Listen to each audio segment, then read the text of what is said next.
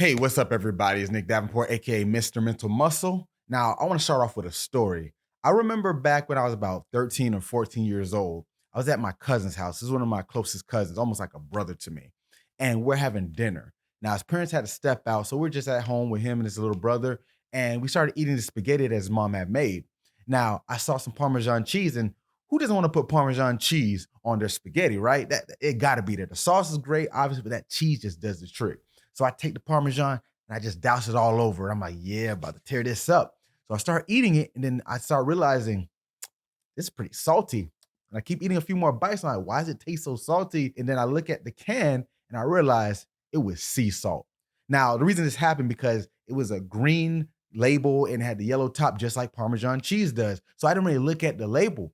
Now, my cousins were like, hey, man, just get another bowl of spaghetti. I'm like, nah, I've eaten this much. I don't want to waste food because that's how I was raised. So I ate the whole bowl of salty spaghetti. It was disgusting. It made me feel sick. It wasn't a good time.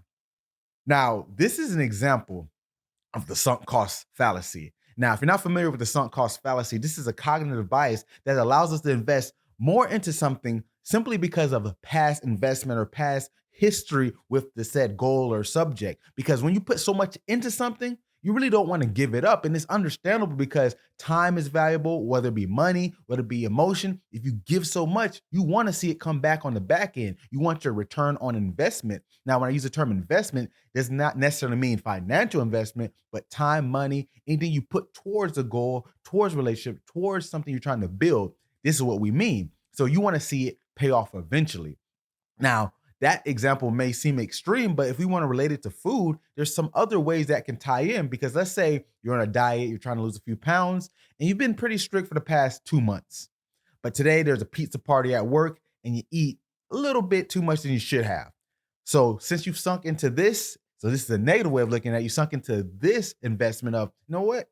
I ate a few pieces, I might as well eat some more. Then the next time you eat dinner, oh, all right, I'm gonna get the dessert. And before you know it, the diet is off. Now, that example with food may not be extreme as my story, but if you put some effort into one process and you continue doubling down on it, you gotta weigh the outcome of is this gonna help me or is it gonna hinder me? Because it could go either way. Now, is it okay to eat a little more? Sure, because sometimes you have those times where you have a party. Remember, food is social too, so you can't always restrict yourself from that standpoint. But if you do it too much, the caloric intake will be too high and you're not gonna lose that weight. Now, another example is business. I can use this personally because Mind Body One is my current business where I train athletes, military, executives, schools. The list really goes on. And we train mental performance from the cognitive side, as well as mental coaching, psychology, getting your emotional regulation and mindset better. So this wasn't my first company. Actually, it wasn't even my second. So I really started with mental muscle fitness, which was a workout, some group training courses where they would do just fitness training and I would give them motivational drills to do like self-taught goal setting. But then that morphed into mental muscle performance where I started doing more consults with athletes on the mental performance side of things. And then eventually that wasn't going where it needed to be. It became Mind Body One. And that was over a decade span. So you can see how if I just say, you know what, I put so much in mental muscle fitness, I'm not going to change. But when you think about it, sometimes you have to pivot. Sometimes that first idea isn't the one. Even if it shows some sign of promise, it may not be the right one for you. Because I know with Mind Body One, when I pivoted to that, it still wasn't fully formed, but it opened up doors because it changed how I went about working with my clientele. And I innovated a lot of new methods that the world has never seen. And it got me on ESPN, Fox Sports, ABC, CBS, working with the world's best performers. And the list really goes on. So I'm grateful that I made that pivot. But if I had fallen victim to the sunk cost fallacy, I've spent hundreds of thousands of dollars. I've even been evicted from places that I was renting for my facilities. So the logic is I put so much into it. I've lost, I've gained, I've spent money, I've made achievements because I made achievements with mental muscle performance and mental muscle fitness. But all in all, it wasn't really getting to where I needed to be. Now, this is business sense, but this also segue into investments monetarily because we talked about investing time, investing effort. But what about money? Now, we talk about stocks, we talk about crypto. This is a big thing nowadays. Think about all the people who got into, say, like Dogecoin or Shiba Inu, and they saw it boom. So you put more in, you put more in, you see it boom again and boom again. So what happens? You say, you know what? Even if it tanks a little bit, it's going to come back up. We're going to make it back. Then it tanks again. And he's like, okay, we'll make it back because you keep investing more because you know at one point it was booming. You made a few $1,000s, even more. So you keep putting more effort into it. Now you can see that carryover. That literally links to say like gambling. People who go to casino, that's their same thought process. People have gambling problems. They're a big proponent of sunk cost fallacy because they think that if I had the hot hand, I hit a bunch of jackpots on the slot machine, or I was playing blackjack or poker, whatever your game may be, they were hot. That's also something called the hot hand fallacy when you think your next play will be based on the previous, but that's a little bit different. This is coming from the actual investment of time and money.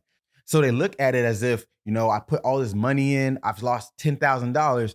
I got to get it back. I got to put more because I know I've won before. So they keep sinking and sinking and sinking. And usually, I hate to say it, you don't get out. Now, when it comes to romantic relationships, it's the same premise. And I think this might even be the most important one to take away from all this because a lot of times we get involved with someone, we spend months, years, even longer, and you build these emotional attachments.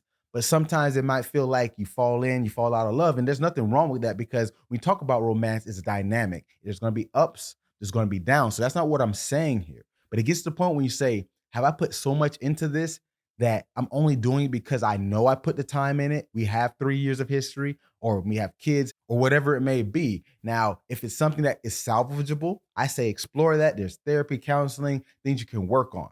But if it's to the point where, let's say, even if it gets extreme enough to like there's verbal abuse or even physical abuse, some people justify it by saying they're good at these times. So I know they have a good heart, but it's like, do they really? And you get so caught up in all the good things that happen that you will not make that choice to leave. And you always wonder, how does this happen when people get abused to any degree? But our brain is a very fickle thing. It makes these jumps. When it comes to cognitive biases, I talk about them a lot, but it's your brain trying to make a shortcut, trying to make a jump to get to an endpoint. Is it easier to rationalize every single possibility to make this make sense for you? Or just go with the first assumption is if they were good at one point, they could be good again. And we believe that. So it's what we want to believe. So we kind of trick ourselves, but our brain is already primed and wired to want to go with the quickest endpoint, which is, hey, if I already love them, why start over? If I already comfortable with them, we already know each other's habits, we get along, but the downs can't be more than the ups. There has to be a fair balance. I'm not saying that the downs can't happen. Like I said, that's part of the dynamic aspect of love. You got to work for it. And that's the whole point of this is because when you can make that informed decision to know that this is more than me just investing more and more, this is actually saying that we can build to the future because that's the biggest part of the fallacy. What are the future outcomes saying? It's not to say you deny the past. The past does matter. It's just a matter of, do I take the outcome of, if I keep doing this, will it eventually be a better future? If that looks like yes, then this is not a bad thing. But if you see the repetitive patterns, the repetitive behaviors, and you're like, you know what? I keep getting to the same endpoint.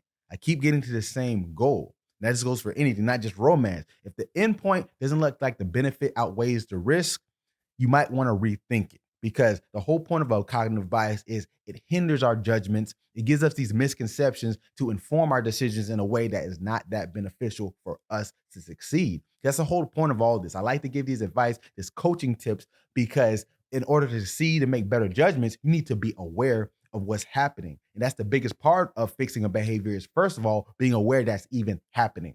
You may be falling victim to sunk cost fallacy right now. It could be watching a movie. This is a little more lighthearted. You say, oh, this movie's kind of boring. You're 15 minutes in. Say, I'm gonna give it a little longer. Next thing you know, you're 45 minutes in. You're like, oh, I'm a little more than halfway. I might as well watch the whole thing. But why? You didn't like the movie. Just like me with that spaghetti. I didn't like it. It was disgusting because I put so much salt on it. But the fact was, my brain said, you know what? You did this much. You might as well keep going. Now, before we get out of here, let's talk about a positive side of sunk cost fallacy. Let's say going back to like fitness and health. If you're going to the gym, you're ready to give up. It's like, man, I don't know if I want to work out today, or you had a week. And you're like, I don't know if I want to get back into it. Think about it like this. Man, I put so much years into this or months into this, whatever time frame it was. Why would I stop it now? There's so much I put in to build up to this physique or this endurance or whatever your performance goals might be. Why would I quit here? So you see how that can go the positive way? So that's not a bad way to use sunk cost fallacy to your benefit. Or maybe like helping someone out. Altruism is great. Helping people out makes us feel good and it helps others. Oh, I've been helping them for this long. Let me give them a little more time and help them some more because they're so close to getting to their goal and I know I can help out. Now, don't let them take advantage of you. But the point is, I can add value to them. If I've done this much, a little more won't hurt. So That's sunk cost fallacy. Don't fall victim to it unless it's going to help you and others get their mind right. Thanks, guys, and have a great weekend.